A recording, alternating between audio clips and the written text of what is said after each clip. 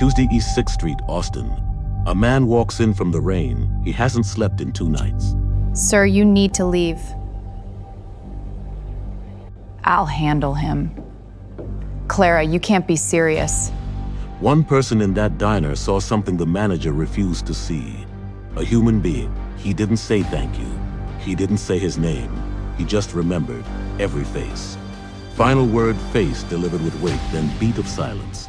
6 days later, at 10:47 in the morning, 3 black SUVs pulled up at her door, and she still had no idea who she just threw out. The rain in Austin came sideways that Tuesday afternoon, the kind of March storm that makes the live oaks on East 6th Street bend like old men, praying. Keanu Reeves stepped out of a black town car at 3:17 p.m., said thank you to the driver by name, and watched the car pull away. He was alone. He wanted to be alone. He had asked for it. The driver, a man named Hector Salazar, who had picked him up 3 times that month, did not know that the person he just dropped off was carrying a folded photograph in the inside pocket of his jacket, a photograph of a stunt double named Marcus Bell, age 41, who had worked with Keanu on 3 John Wick films and who had taken his own life 8 days earlier in a motel outside Bakersfield. Marcus had a wife. Marcus had a 6-year-old son.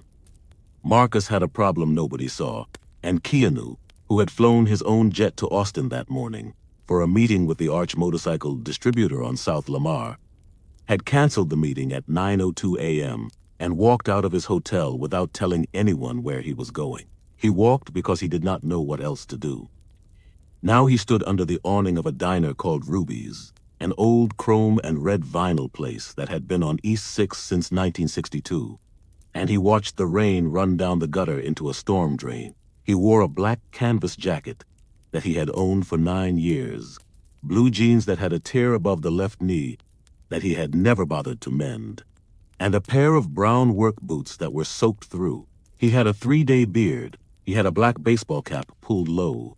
He had not slept since Sunday. He looked to anyone walking past like a man who had nowhere to go. The bell above the diner door jangled when he pushed it open. The warm air inside smelled of grease and burnt coffee and something sweet, maybe pecan pie. There were 11 people inside, including the staff. He counted without meaning to. He had been doing that since he was a boy. He sat at the counter. He took off his cap. He set it on the stool beside him.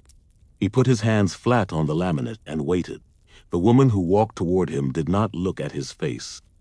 Her name was Brenda Holcomb, and she had been the new floor manager at Ruby's for 43 days. She was 37 years old, had a marketing degree from a small private college in Plano, and had been transferred down from the Dallas corporate office of Hartwell Hospitality Group, which had quietly bought Ruby's 18 months earlier. Her assignment, as she had explained to her boyfriend the night she got it, was to elevate the brand. That meant pushing out the regulars. That meant pushing out anyone who made the new tech crowd from the apartment. Towers up the street feel uncomfortable. That meant, in her own private vocabulary, cleaning up. Brenda took one look at Keanu and stopped 6 feet short of the counter. "Sir," she said. "Sir, I'm going to need you to leave." Keanu lifted his head. His eyes were dark and tired and very calm. "I haven't ordered yet." "That's correct. And you're not going to." She had a way of folding her hands at her waist that she had practiced in a mirror. "Ruby's has a policy. We can't serve guests who appear to be unhoused. It's a liability issue." A man 2 stools down, eating a patty melt, stopped chewing. "I'm not unhoused," Keanu said. He said it quietly. He said it the way a man says something true that he does not feel he needs to prove. "I'm not making a moral judgment, sir. I'm just enforcing the policy. Could I just get a coffee?" "No, sir, you could not." There was a pause then, the kind of pause where the dust in the air seems to slow down. The man with the patty melt was watching now. So was a woman in scrubs at a window booth. So was the line cook through the pass. A waitress came out of the kitchen carrying 2 plates. She was about to call an order when she saw what was happening, and her steps shortened by half. Her name was Clara Whitfield. She was 34. She had a son named Eli who was 9, and who would be off the bus at 4:15 p.m. And she had a husband named Daniel Whitfield, formerly Staff Sergeant Whitfield of the 173rd Airborne, who had been killed by an improvised explosive device near Khost Province, Afghanistan, on October 19, 2019. Clara worked the lunch and the early dinner at Ruby's. She had been there 9 years. Brenda had told her on Brenda's third day that her tip apron was not the aesthetic we are going for. Clara set the plates down at table 6. She straightened. She walked over. "He's fine, Brenda. I'll take care of him." "Clara, this is a policy matter. He's a customer. I'll handle him." "Clara." Brenda's voice tightened in a particular way. "Don't make me write you up again." Clara looked at Keanu. He had not moved. His hands were still flat on the counter. There was something about the way he sat, she thought later. That was not the way a homeless man sits. Homeless men flinch. This man did not flinch. He just waited, the way a person waits for weather to pass. "I'm clocking it as my break," Clara said. "I'll buy him the coffee myself." "That is not how this works." "It's exactly how this works." Clara unclipped her name tag. She set it on the counter. "I am on my break. I am buying a friend a cup of coffee." She walked behind the counter. She poured the coffee herself. She slid it across to him. Then, without asking, she went to the warming station, took a clean plate, and put 2 pieces of cornbread and a bowl of chili on it. She brought it back. She set it in front of him. "On me," she said. "You look like you haven't eaten." Keanu looked at the food. He looked at her. He did not say thank you, not yet. He said, "Your name is Clara. How do you know that?" "Your apron, the embroidery." She almost laughed. "Right. I'm Keanu. That's a nice name." "Where you from, Keanu?" "Lots of places. I'm passing through." "You got somewhere to stay tonight?" He hesitated for a half second. It was the only crack she saw. "I'll find somewhere. There's a vet center on Cesar Chavez. They have beds. I can give you the address." He nodded. He understood then what she thought he was. He did not correct her. He picked up the spoon. He ate the chili slowly, like a man who had not let himself want a thing in days. Brenda Holcomb stood by the register, with her arms crossed. She did not move for 14 minutes. Then she walked into the back office, and she shut the door, and she picked up the phone, and she called the regional VP at Hartwell Hospitality in Dallas to report an insubordination incident. She did not know what she had just started. Keanu finished the chili. He ate both pieces of cornbread. He drank the coffee in 3 slow swallows. The whole time he did not take out a phone, did not check a watch, did not look at the door. When he was done, he reached into his jacket and brought out a worn leather wallet, and he opened it, and Clara saw the lining was frayed, and the bills inside were soft from being folded. He laid down a 20. "I told you," she said, "on me, for the tip." "That's too much." "It isn't." He pushed it toward her. "Take it, please." He stood. He put on his cap. He nodded to the line cook through the pass, who nodded back. He looked once more at Brenda Holcomb, who was just emerging from the back office, and there was nothing in his look. No anger, no challenge, just a long, even, recording kind of look, the kind that takes a picture and walks away with it. He left, the bell jangled, the door closed. Clara picked up the 20. Her hands were shaking a little, and she did not know why. The man with the patty melt finally swallowed his bite. "Ma'am," he said to Clara, "do you know who that was?" He said his name was Keanu. "Right?" The man set his fork down. "Ma'am, I've worked security for music festivals for 19 years. I've worked South by Southwest 12 times. That was Keanu Reeves." Clara did not understand him at first. The name went past her like a word in a language she half knew. Then her hand, the one holding the 20, closed slowly into a fist. "No," she said. "Yes, ma'am. No, that can't be. He had a euro." She gestured vaguely at her own jacket. "He had a torn knee. Ma'am." The man's voice was very gentle now. "That's how he dresses. That's how he always dresses." "You just fed Keanu Reeves a bowl of chili." Clara sat down on the stool he had just left. The seat was still warm. Across the room, Brenda Holcomb was already typing something on her phone, and her face had a particular pinched quality, and she did not yet know that anything was wrong. She would. She would know soon. That night Keanu walked. He walked from East 6th down to the river. The rain had stopped, and the air smelled clean, and the bats were coming out from under the Congress Avenue Bridge in long ribbons against the purple sky. He stood on the bridge, and he watched them. He thought about Marcus Bell. He thought about the way grief makes a man invisible to himself. The way you can be standing in a crowd and feel as if no one would notice if you simply stepped sideways out of your own life. He thought about Clara Whitfield, who had unclipped her name tag and bought him a bowl of chili with money she probably did not have. And he thought about her husband, whose name he did not yet know, who had died in a country a long way from East 6th Street. He stood on that bridge for a long time. Then he made a phone call. The man he called was named David Ostro. David ran the Los Angeles office of a private intelligence firm that Keanu had used twice before, once during a stalking situation in 2014, once for a friend's custody case in 2017. David picked up on the second ring. "It's me," Keanu said. "Where are you?" "Austin. You all right?" "Yeah. I need you to look into something for me. There's a diner on East 6th called Ruby's. It's owned by a company called Hartwell Hospitality Group out of Dallas. There's a floor manager there, Brenda Holcomb." "Okay. I want to know everything: employment history, how long she's been there, what she's been doing. I want to know if there are other people she's done this to. And there is a waitress there, Clara Whitfield. Find out about her too, her husband, her kid, what she owes, what she needs. Quietly." "How quiet?" "She doesn't know. I don't want her to know." "Got it, David." "Yeah, do it fast." He hung up. He walked back toward the hotel. He did not sleep that night either, but he sat by the window with the curtains open, and he watched the city, and he wrote 3 pages by hand in a small notebook. And at 5:40 a.m. he closed the notebook and set it down, and finally fell asleep in his clothes. David Ostro's people moved fast. By Wednesday afternoon there was a file. By Thursday morning there was a longer file. By Thursday evening there were photographs. There was, in the file, a man named Donovan Greer. He had served 2 tours in Iraq, was honorably discharged in 2014, and had been doing construction work in Austin since 2017. Donovan was black. Donovan had a 6-year-old daughter. Donovan had walked into Ruby's on a Saturday morning in early February, in his work clothes, with paint on his hands, and had ordered a stack of pancakes. Brenda had refused him. Brenda had said the diner was full, although 3 booths sat empty. Brenda had stood by the door until he left. Donovan had not made a scene.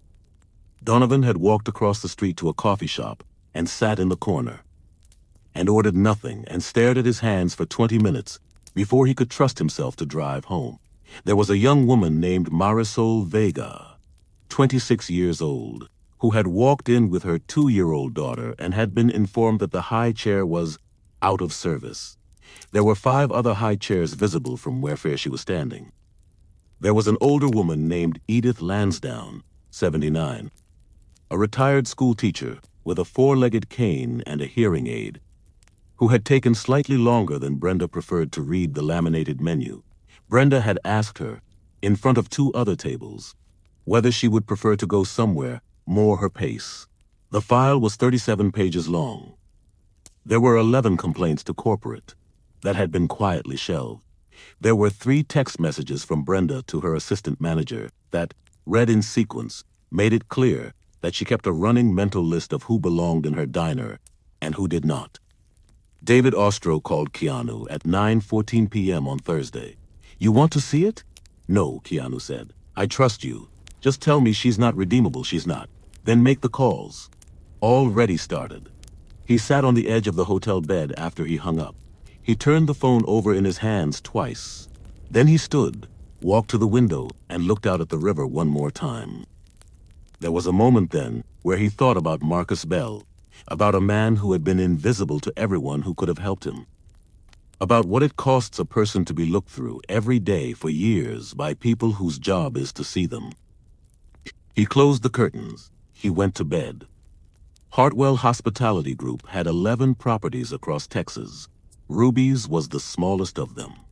The CEO of Hartwell was a man named Garrison Pell, who had been a college roommate of an executive at Arch Motorcycles' parent investment fund in 2003, and who had attended that executive's wedding in Cabo San Lucas in 2009.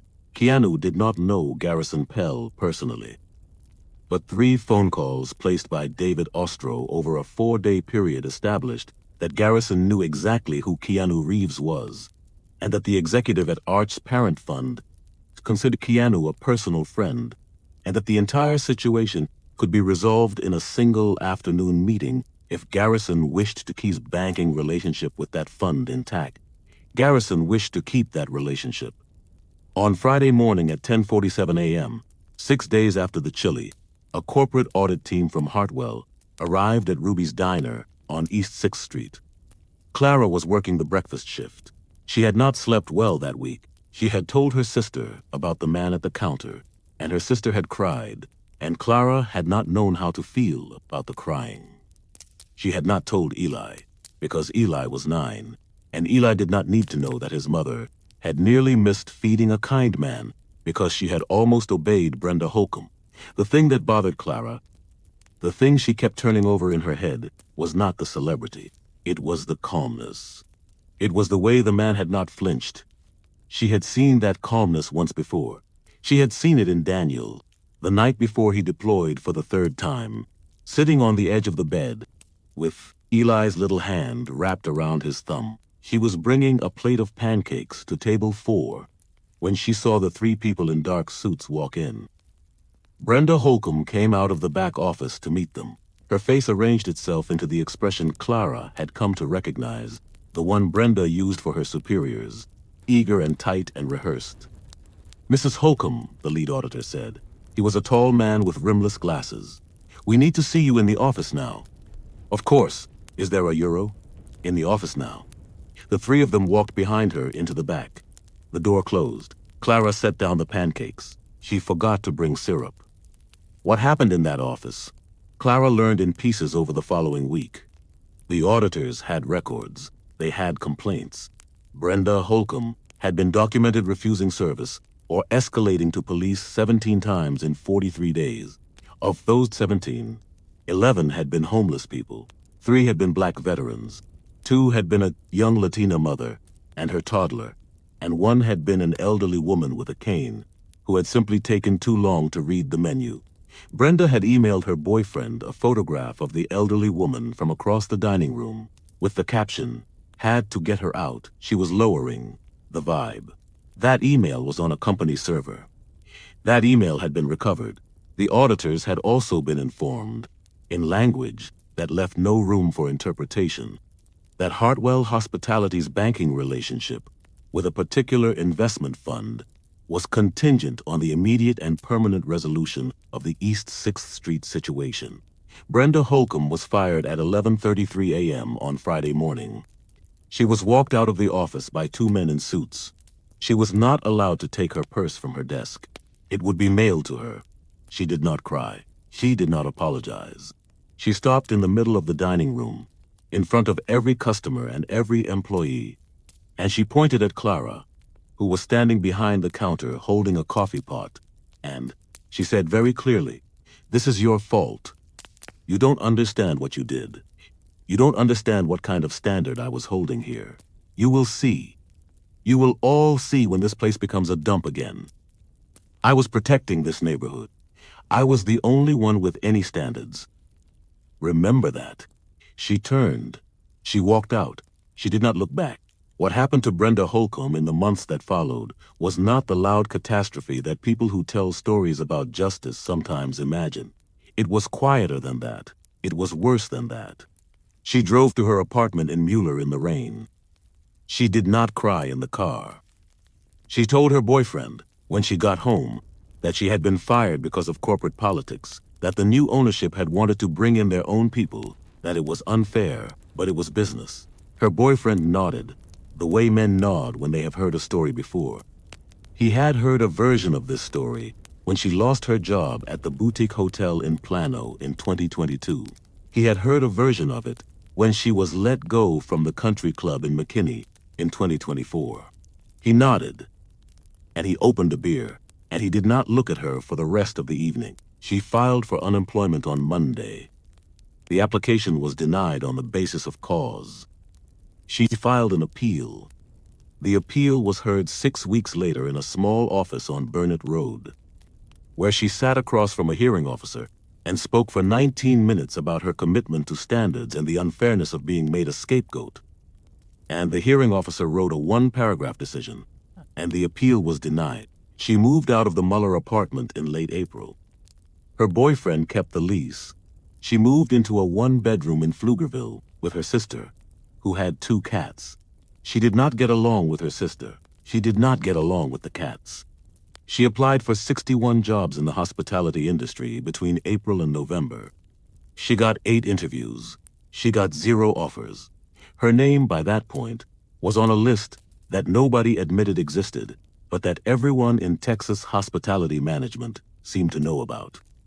Hartwell's HR department had been thorough in documenting the reasons for her termination, and Hartwell's HR department had been less than careful, in subsequent reference calls, about confining themselves to dates of employment. In October, she got a job as a customer service representative at a call center on Palmer Lane. She lasted 4 months. She was let go for what her supervisor described, in writing, as an inability to maintain a non-confrontational tone with customers. In February of the following year, Donovan Greer's lawyer called her cell phone. Donovan had filed a discrimination suit against Hartwell Hospitality in late December. The suit named Brenda Holcomb individually. Her deposition was scheduled for March 14. She would be required to appear under oath. She appeared. She wore a navy blazer that had been her mother's. She drank black coffee from a paper cup that shook slightly when she set it down. The plaintiff's attorney, a woman from a small civil rights firm in East Austin, asked her 142 questions over the course of 6 hours. The transcripts of that deposition, which were later filed publicly when the case settled, contain the word policy 31 times. They contain the word standards 22 times. They do not contain the word sorry. At one point around the 4-hour mark, the attorney asked Brenda whether she could remember any specific person she had refused service to. Brenda said she could not. The attorney slid a photograph across the table. It was Donovan Greer in his work clothes the morning of the pancakes. "Do you remember this man?" the attorney said. Brenda looked at the photograph for a long time. Then she said, "I remember enforcing the policy. I do not remember him." Donovan was sitting across the room. He did not say anything. He looked at the wall. The case settled in April for an undisclosed amount. The settlement included a confidentiality clause for the dollar figure, but not for the existence of the suit. And the existence of the suit was reported in the Austin Chronicle, and the article was shared on social media. And within 48 hours, Brenda Holcomb's name was attached on the public internet to the words discrimination and settled. She did not at any point reach out to Donovan Greer to apologize. She did not reach out to Marisol Vega. She did not reach out to Edith Lansdowne, who had died of a stroke in January, and who never knew that anyone had been on her side. She did not reach out to Clara Whitfield. What she did was post on a small online forum for women in hospitality management a long essay about how she had been destroyed by a coordinated campaign of false accusations. The essay was 4,127 words long. It used the word I 386 times. It used the word they 212 times. The word sorry appeared exactly once, in the phrase, "I am not sorry for having standards." The line "cook in the past" made a low sound that was almost a laugh. The man at the counter, a regular named Earl who came in every Friday, set down his fork and said, very quietly, "Good riddance." Clara did not say anything. She set the coffee pot down because her hands were not quite steady. She thought about that word, standard.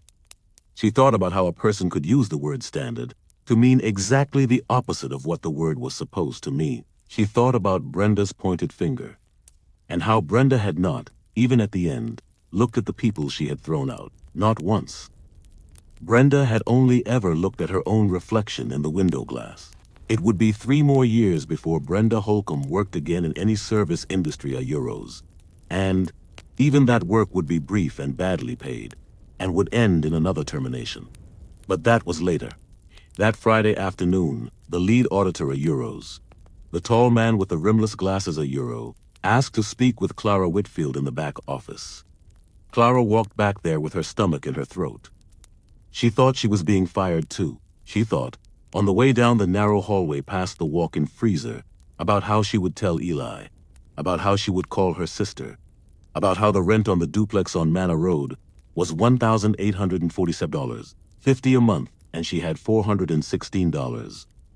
22s in checking. The tall man closed the door behind her. He gestured to the chair Brenda had been sitting in 12 minutes earlier. "Mrs. Whitfield," he said, "my name is Howard Pike. I am here on behalf of Hartwell Hospitality. I am also here, in a separate and confidential capacity, on behalf of a private party who wishes to remain unnamed." "Okay," Clara said. "The private party has asked me to convey several things to you. First, he thanks you for the bowl of chili." Clara did not say anything. Her face did something she could not control. "Second, he has reviewed your situation in some detail. I have been authorized to do the following things if you accept them. You may decline any or all of them, and there will be no consequence whatsoever." He opened a folder. He turned it around so she could read. "The mortgage on your home in Manor Road. There is no mortgage. You rent. The remainder of your lease has been purchased by a trust. You may continue to live in the duplex rent-free for the next 18 months, after which the trust will assist you in purchasing the property at fair market value, with the trust covering the down payment as a gift. Title will be in your name and your son's. This is not a loan. There is no repayment expectation." Clara opened her mouth. Nothing came out. "Third, a college fund has been opened in the name of Elijah Daniel Whitfield. The initial deposit is $250,000. The fund will pay out at the discretion of a trustee for education-related expenses through the age of 26. Clara made a small sound. It was not a word. "Fourth, the private party understands that your husband, Staff Sergeant Daniel Whitfield, was killed in action in October of 2019. The private party would like, with your permission, to make a donation of $1 million to the Travis County Veterans Family Support Coalition in your husband's name, and to fund, in perpetuity, a scholarship at the University of Texas at Austin for the children of fallen service members, also in his name, the Daniel Whitfield Memorial Scholarship. The private party will not be named in any of the public materials." Clara was crying now. She had not noticed when it started. "And fifth," Howard Pike paused. His voice softened, just a fraction. "Mrs. Whitfield, the private party has acquired this diner, Ruby's, the building, the lease, the operating company. As of 40 minutes ago, he would like to offer you the position of general manager. He would like you to run it, however you think it should be run. He would like the menu to stay the same. He would like the regulars to stay the regulars. He would like there to be a section near the door where any veteran or person who is currently unhoused can sit down and eat a hot meal at no charge, no questions asked. Anytime the diner is open, he would like the line cook, Mr. Calloway, to be made a partner. He would like Earl in his booth on Fridays." He closed the folder. "He says you may run it as long as you wish. He says the diner will be yours at the end of 5 years by deed. He says he is sorry you had to learn his name from a stranger." Clara could not see. She wiped at her eyes and could not see. She said, "Why is he a Euro, Mrs. Whitfield?" Howard Pike's voice was very kind. "He says you fed him on the worst day of his year. He says he had been walking for a long time. He says you reminded him that there are still people in this country who feed strangers. He says it is a small thing he is doing. He says it does not feel small to him." She did not stop crying for a long time. When she finally walked out of the back office, the dining room had emptied for the late lunch lull. 3 customers remained. The line cook, Mr. Calloway Ayuro. His first name was Wendell. Ayuro was standing at the pass with his arms crossed, and a look on his face that suggested he had been listening through the wall. He did not say anything. He nodded once, very slowly, the way a man nods at a sunrise. Clara walked out the front door of Ruby's into the bright Austin afternoon. There was a black town car parked across the street. The back window came down a few inches. A hand lifted, briefly. Then, the window came back up, and the car eased into traffic, and was gone. She stood on the sidewalk, and she laughed and she cried at the same time, and the bell on the door behind her jangled. as Wendell came out to stand beside her, and neither of them said anything for a while. That was March. In May, the Daniel Whitfield Memorial Scholarship was announced at a small ceremony at the University of Texas. The donor was listed as anonymous.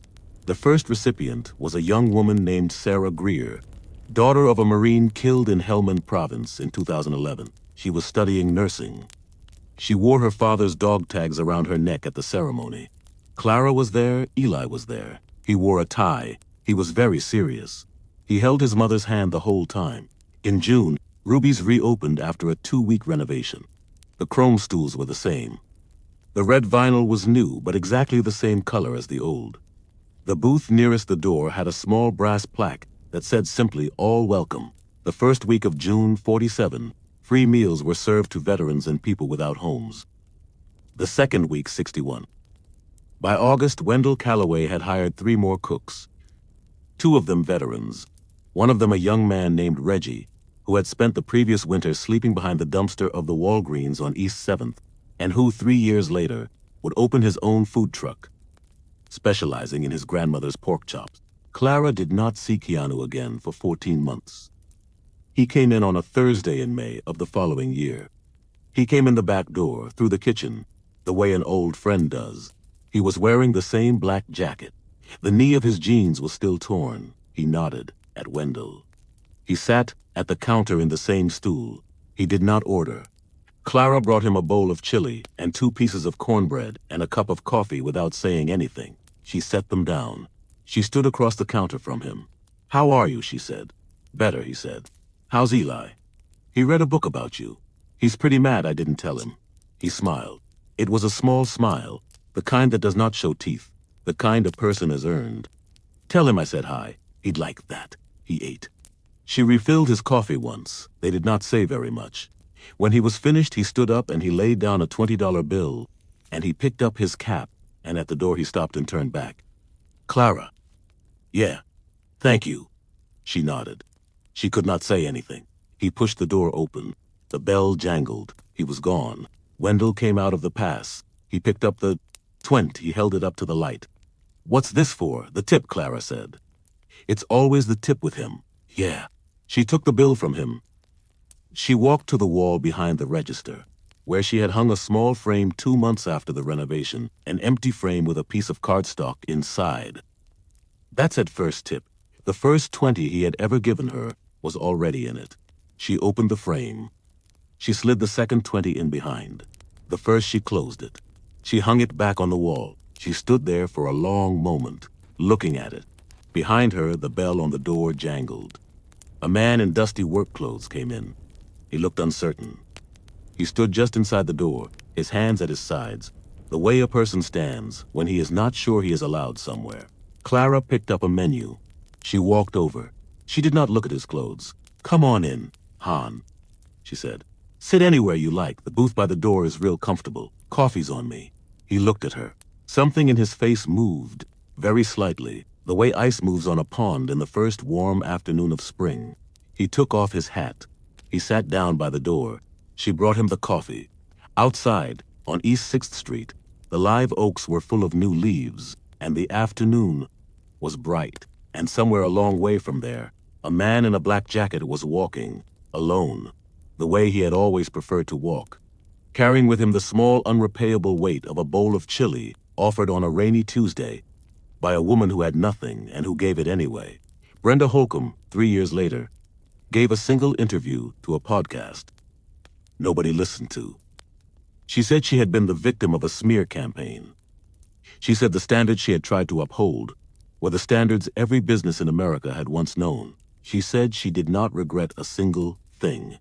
The host asked her, at the end, if there was anything she would like to say to Clara Whitfield. There was a long pause on the recording. Then Brenda said no. The host moved on to the next question. The podcast received 11 downloads. The diner, that same afternoon, served its 9,427th free meal since reopening.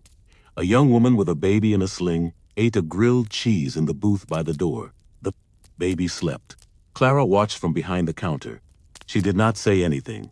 She did not need to. The bell on the door jangled. Someone else came in.